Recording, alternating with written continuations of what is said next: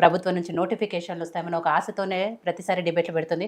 మీరు ఎలా అయితే నిరాశ చెందుతున్నారో రాక టీవీ కూడా అదే పరిస్థితుల్లో ఉంది. కాబట్టి ఇప్పటికైనా ప్రభుత్వం స్పందించి ఉద్యోగాలు ఇస్తే బాగుండు అని మీరు కోరుకుంటున్నాం, మేము కోరుకుంటున్నాం. కానీ ప్రభుత్వం నుంచి మాత్రము యాక్షన్ రావట్లేదు. బట్ ఒక అడుగు అయితే పడిందని చెప్పుకోవచ్చు. నేను అద్దంకి దయాకర్ గారు వచ్చారు, మీతో చర్చలు జరిపారు కాబట్టి ఆయన ఒక 2-3 రోజుల్లో సీఎం గారిని కలిసి ఈ సమస్యలన్నీ కూడా ఆయన దృష్టికి తీసుకెళ్తానని చెప్పారు. కాబట్టి ఏమైనా కొంచెమైనా హోప్స్ ఉన్నాయనుకోవచ్చు.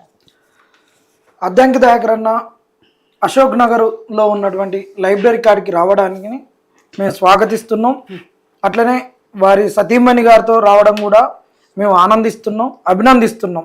కానీ అద్దంకి దయాకర్ అన్న గారు ప్రభుత్వం పంపించినటువంటి ఒక ప్రతినిధిగా అశోక్ నగర్ వేదికకు వచ్చిండా, లేకుంటే ఆయన మొన్న 3 రోజుల కిందట వచ్చినప్పుడు నిరుద్యోగులు అడిగితే ఆయనకు తెలియక నాకు సమస్యలు తెలియదని చెప్పినందుకు, దాట వేసినందుకు, దాని తర్వాత ఒక ప్రెస్ మీట్లో ఒక మీడియా మిత్రులు అడిగినటువంటి ఒక క్వశ్చన్కు 2 లక్షల ఉద్యోగాలు అంటే మేమన్నం ఒక సంవత్సరంలో అన్ని చెప్పిన దానికి ఒక ఏదైతే బురద ఆయన మీద పడ్డదో దాన్ని కడుక్కోవడానికి వచ్చిందా తెలియజెప్పాల్సిన అవసరం ఉన్నది. ఏదైనా ఆయన వచ్చినాక ఒక చర్చ అనేది ప్రారంభమైంది. అందుకని మేము ఆహ్వానిస్తున్నాం, మంచిదే. కానీ ఖచ్చితంగా అద్దంకి దయాకర్ అన్న గారికి ఒకటే మేము వేడుకునేది, అన్న నువ్వు అణగారిన వర్గాల నుంచి పోయినావు. బాధలు, సాధకాలు, కారం మెతుకులు, కటికటి దరిద్రము, మీరు కూడా కాచిగూడలో ఉన్నటువంటి పరిస్థితులు అన్నీ చూసి వచ్చినటువంటి వారే. మీరు చిన్నప్పటి నుండి కూడా హాస్టల్లో పెరిగినటువంటి వారే, నూతనకల్ హాస్టల్లో పెరిగినటువంటి వారు. సూర్యాపేటలో కూడా మీరు చదువుకున్నారు, అన్నీ మీకు బాధలు తెలుసు. వచ్చి ఈరోజు మళ్ళీ ఒక్కసారి ఆ బాధలు తెలిసి నిరుద్యోగులను మోసం చేయొద్దు. ఎందుకంటున్నాం అంటే 2 రోజులకు ముందు ఇదే బల్మూరు వెంకట గారు నిండా కుండోపోత వర్షం కురుస్తుంటే వారిని కలవడానికి నిరుద్యోగులు అందరు రాండి, ఈరోజు గాంధీ భవన్లో ఉన్నారు, మేము అందరం కూడా ఇక్కడ అందుబాటులో ఉంటున్నాం. బల్మూరి గారి యొక్క మిత్ర బృందం అంతా ఉంటుంది, బల్మూరి గారు ఉంటున్నారు, మీ నుంచి రిప్రజెంటేషన్ తీసుకుంటున్నామని కాంగ్రెస్ ఎప్పుడు ఒక సోషల్ మీడియా వేదికగా వాట్సాప్ పోస్టర్లు, ట్విట్టర్లో, వాళ్ళ ఇన్స్టాలలో పెట్టినటువంటి వాళ్ళు. నిజంగా రేవంత్ రెడ్డి గారు, అద్దంకి గారు, మీరు మొన్న వెళ్ళిర్రు, ఆడ నిరుద్యోగ సమస్యలు మనకు తెలియనటువంటి సమస్యలు మీ దృష్టికి వచ్చినాయి, ఈ వాస్తవేనా? మీరు ఉద్యమకారునిగా ఉన్నారు, మీరు దానికన్నా ముందు ఒక సామాజిక వర్గానికి నాయకత్వం వహించారు, విద్యార్థి నాయకునిగా ఉన్నారు, మీరు వెళ్ళండి మంచిగా తెలుసుకొని వస్తారు అని పంపించిందా? అట్లా పంపిస్తే మరి ముందస్తుగా అశోక్ నగర్లో ఉన్నటువంటి నిరుద్యోగుల దగ్గరికి అద్దంకి గారు వస్తున్నారు.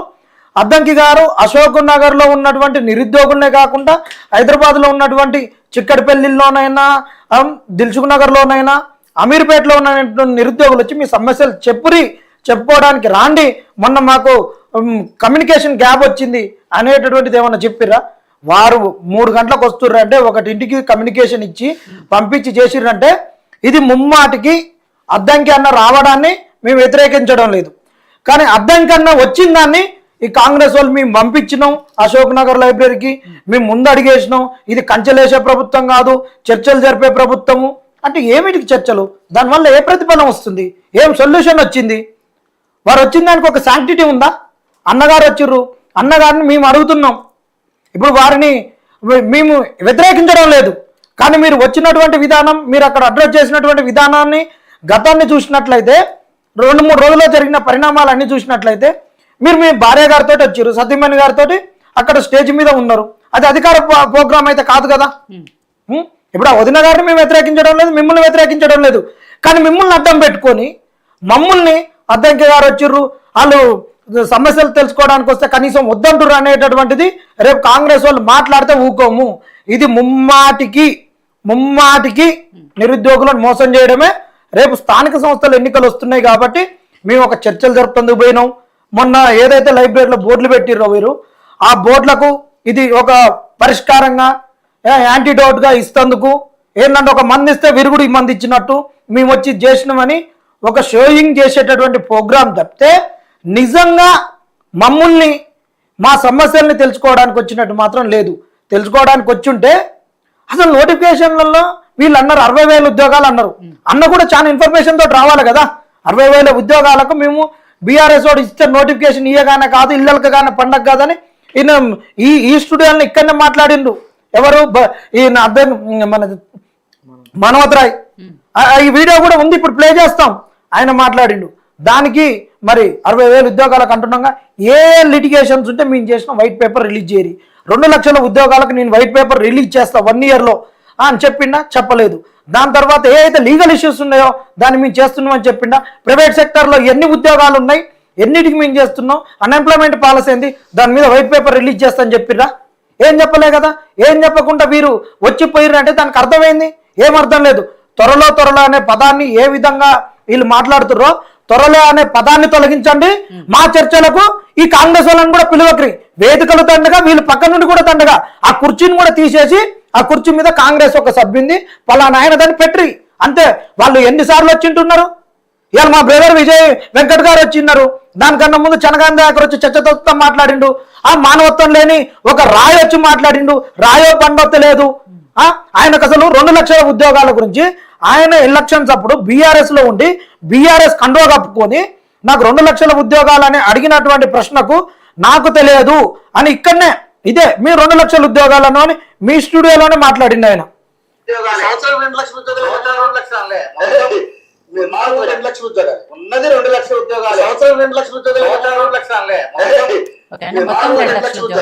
ఒక్క సంవత్సరంలో 2 లక్షల ఉద్యోగాలని మేనిఫెస్టోలో పెట్టిర్రు, జాబ్ క్యాలెండర్ లో పెట్టిర్రు, మేనిఫెస్టోలో క్యాలెండర్ పెట్టిర్రు. వీళ్ళు పెద్ద పెద్ద అడ్వర్టైజ్మెంట్లు ఇచ్చుకున్నారు.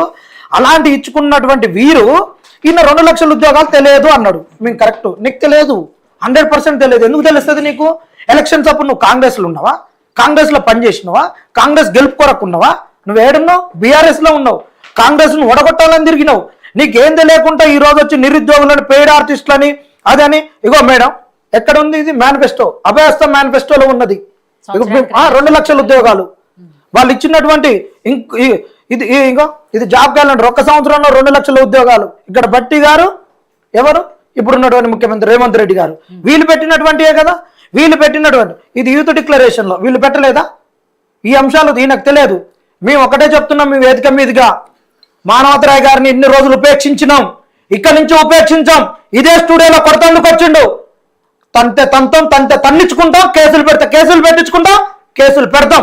భయపడేది లేదు. ఎందుకు చెప్తున్నాం అంటే ఇంత బాగా చెప్తా, నోరు దగ్గర పెట్టుకొని మాట్లాడాలి. సంస్కారానికి సంస్కారంగా దాడితే మేము సంస్కారంగా దాడతాం.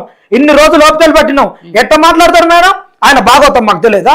చూడండి, ఆయన కాంగ్రెస్ పార్టీని ఒడగొట్టండి, వాళ్ళు జేబు దొంగలు, వాళ్ళని నమ్మకరి అని మాట్లాడినటువంటి వీడియో చూడండి.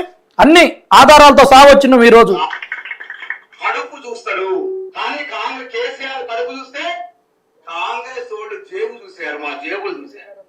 మీ జేబులు ఈయన ఇక్కడ ఒడగొట్టమంటారు. కేటీఆర్ గారు అప్పుడే చేసుకున్నారు. నేను ఇక్కడ నుంచి కంకణం కట్టుకొని కాంగ్రెస్ పార్టీని ఈ రోజు ఖాళీ చేస్తున్నా. నేను చెప్తాను కదా, ఇది ఈయన కాంగ్రెస్ గెలిస్తే వచ్చేటోడా? మేము చెప్తున్నాం మేడం, పార్టీలు కాదు. పార్టీలు మారినప్పుడు రాజకీయాలు చేసుకోరు. మా నిరుద్యోగుల మీద రాజకీయం చేయొద్దు. మాకు కాంగ్రెస్ పార్టీ ఏ హామీలు ఇచ్చిందో, మేనిఫెస్టోలు ఏది ఇచ్చిందో, వాళ్ళు ఇచ్చిన అడ్వర్టైజ్మెంట్ లేదు, యూత్ డిక్లరేషన్ ఏంది మేము అడుగుతున్నాం. రాజకీయాలు చేసేటోళ్ళు మీరు ఈ పార్టీకి ఆ పార్టీ పోయినప్పుడు మీరు రాజకీయ వాద ప్రతివాదనలు చేసుకుంటారు. కానీ ఈ రోజు ఆయన బీఆర్ఎస్ అట్లా పొగిడిండు, కాంగ్రెస్ రేవంత్ రెడ్డిని అమ్మనాభూతులు తిట్టిండు. కాబట్టి ఆయన వేరే విషయం మాట్లాడుతందుకు లేదు. ఆయనకు రావాల్సినటువంటి పదవి గురించి, నిరుద్యోగుల గురించి వచ్చి ప్రాణాపాలు పేలుతాడా? మా మీద చేతులు చేసుకుంటాడా? మమ్మల్ని పెయిడ్ ఆర్టిస్టులు అంటాడా? మేము బీఆర్ఎస్ చేసి ఎంగిల్ మెతుకులో బతుకుతున్నాం అని మాట్లాడతాడు ఆయన మాట్లాడిన మాటలు ఒక్కొక్కటి మేడం. ఈ రోజు అసలు ఈ బ్రదర్ని ఎందుకు తీసుకొచ్చారు? పాపం నోట్ల నాలుకలేనటువంటి బ్రదర్ను ఇట్లా మాట్లాడేటోళ్ళు రావాలి.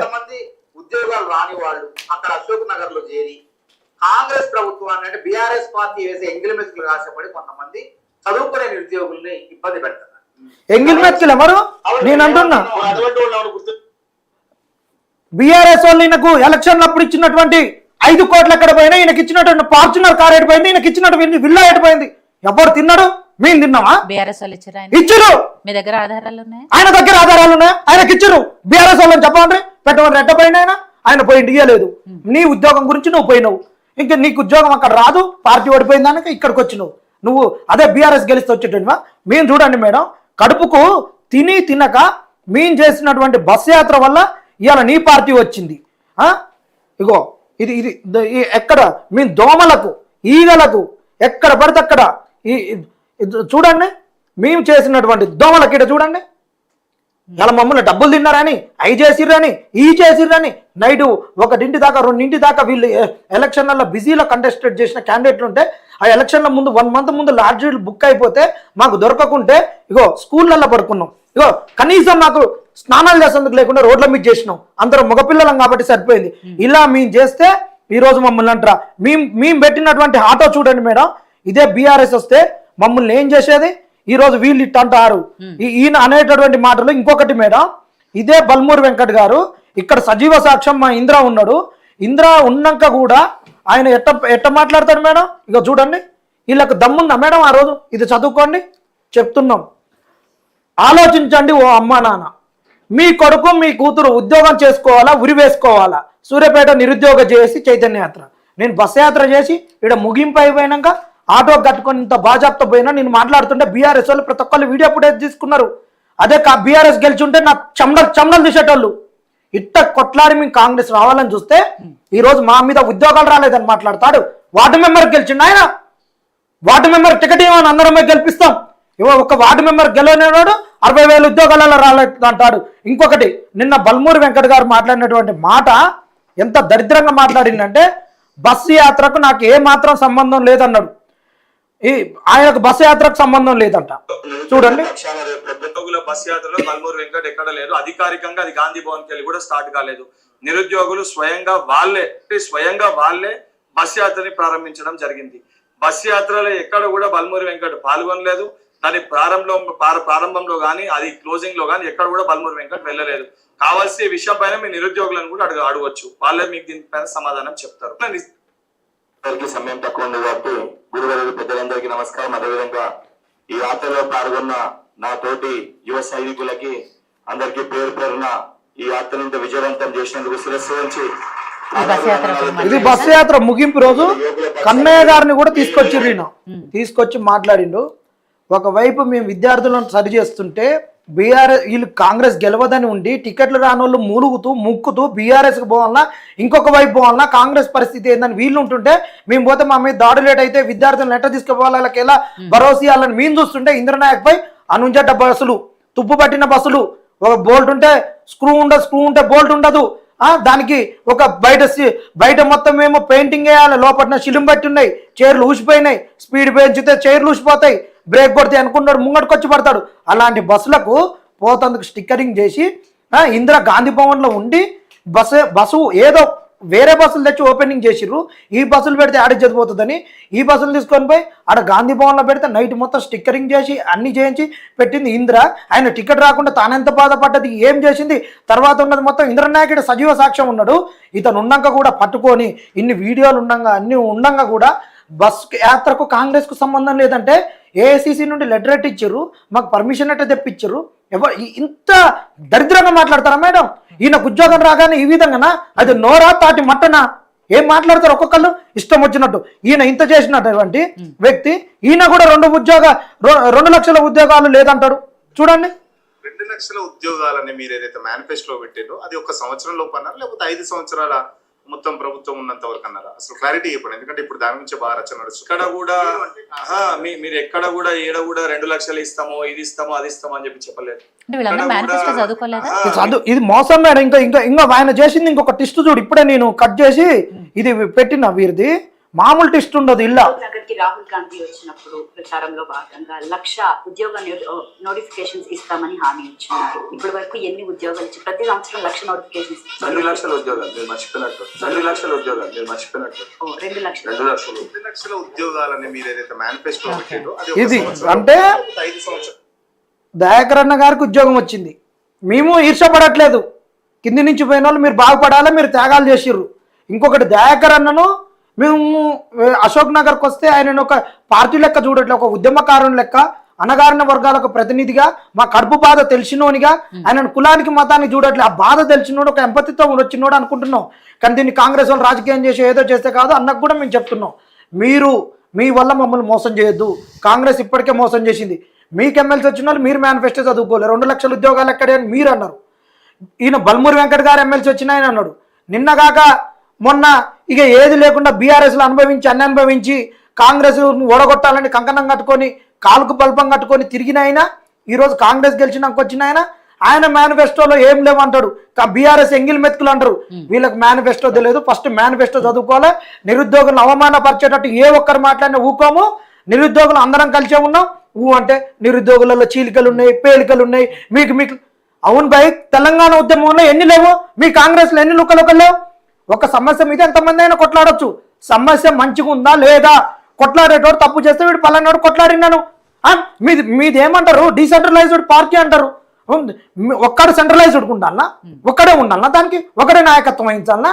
ఇది ఎక్కడ న్యాయం? నిరుద్యోగం ఇది అడ్డం పెట్టుకొని చేస్తే బాగోదు. ఒకటే చెప్తున్నాం దయాకర్ అన్న, దయచేసి నిరుద్యోగులను మోసం చేయొద్దు. మీరు అర్థం చేసుకోరి. మీరు మాత్రం 100%గా మిమ్మల్ని ముఖ్యమంత్రి గారు మా దగ్గర పంపించలేదు. మీరు వ్యక్తిగత హోదాలో వచ్చిర్రు. మీ నుంచి మాకు న్యాయం జరుగుతుందని మేము కోరుకోవడం లేదు. మిమ్మల్ని గౌరవిస్తున్నాం, వచ్చినటువంటి వదినను గౌరవిస్తున్నాం, మిమ్మల్ని ఒక ఉద్యమకారునిగా చూస్తున్నాం, మా బాధ తెలిసినగా చూస్తున్నాం. కానీ మీ నుంచి మాకు సమస్య పరిష్కారం దొరుకుతుందని అనుకోవట్లేదు. ఎందుకు చెప్తున్నాం మేడం అంటే, 29 జీవో వచ్చినప్పుడు SC ST BC minority EWS పిల్లలకు అన్యాయం జరిగింది. ఆ రోజు అద్దంకి దయాకరణ ఎందుకు రాలేదు? ఆ రోజు ఆడపిల్లలందరూ కూడా రోడ్ల మీదకి వచ్చి కొట్టినప్పుడు మా దయాకరణ భార్య మా వదిన గారు ఎందుకు వచ్చి మమ్మల్ని ఏమైందమ్మా బిడ్డలారైనా ఎందుకు అడగలేదు? ఈ రోజు ఎందుకు వచ్చిర్రు? ఈరోజు స్థానిక సంస్థలు ఎన్నికలు ఉన్నాయి కాబట్టి కాంగ్రెస్కు నిరుద్యోగులు గండి కొడతారని, వీళ్ళని మనం మోసం చేసినామని, వీళ్ళని ఏ విధంగా ఏదో ఒక రకంగా వీళ్ళని బుజ్జగించాలి, మళ్ళా వీళ్ళ నుంచి మనకు వ్యతిరేకత రావద్దు అనేటటువంటిదే. నిన్న కాక మొన్న జీపీ వాళ్ళు మోసం చేసిరు, అన్ని మోసం చేసిరు. కనీసం వీళ్ళకి అవగాహన లేకుండా మేనిఫెస్టో లేదు. వీళ్ళకి ఇచ్చిన 2 లక్షల ఉద్యోగాలు కాదు మేడం, మా నిరుద్యోగులకు ఇచ్చిన హామీలను రాస్తే వీళ్ళకి గుండెలు అవిసిపోతాయి. వీళ్ళ గుండెలు జారి కాలయాలలోకి దూకి అది కారిపోతుంది, గుండె నీరైపోతుంది. అలాంటి సమస్యలను కూడా ఇంకా మీకు పెట్టట్లు అర్థం చేసుకున్నాం. మీరు లెంక బిందెలు లేవు, ఖాళీ బిందెలు ఉన్నాయంటే కాంగ్రెస్ కంగారు కావద్దని నిరుద్యోగ భూతి అడగకపోవడం మా తప్ప? నువ్వు 10 లక్షల వడ్డీ లేని రుణాలు ఇస్తావు అన్నది అడగకపోవడం మా తప్ప? నువ్వు చిన్న కాంట్రాక్టులు ఇస్తావు, ఆంధ్రానికి నిధులు ఎందుకు పోతాయి, తెలంగాణ నిరుద్యోగులకు నిధులు రావాలంటే అది అడగనందుకు మా తప్ప? ఇది ఉస్మాన్ యూనివర్సిటీని, ఈ అన్ని యూనివర్సిటీలను బాగు చేస్తాం అన్నదాన్ని మేము అడగకపోవడం తప్ప? నువ్వు ఇచ్చిన హామీలో ఎన్ని ఉన్నాయి? ఇప్పుడు పేపర్ తీసుకోమను ఆ సోదరుడిని, నా ఒక 4 పేజీల బండిలు అవుతాయి. అందుకనే నిరుద్యోగుల్ని అన్న మోసం చేసినట్టే అని మేము భావిస్తున్నాం. దానివల్ల ఒరిగేది లేదు. మమ్మల్ని మోసం చేయడానికి వచ్చారు దయాకర్ అన్న. గౌతమ్